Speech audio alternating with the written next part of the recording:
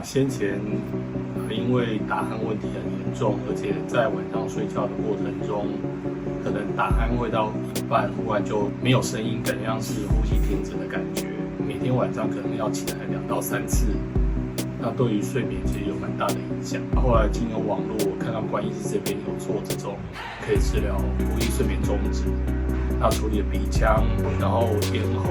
然后扁桃腺。目前处理完的状况，大概就是说整个呼吸的过程，在晚上睡觉打鼾的部分，至少没有听到说有中断，睡眠品质又好一点。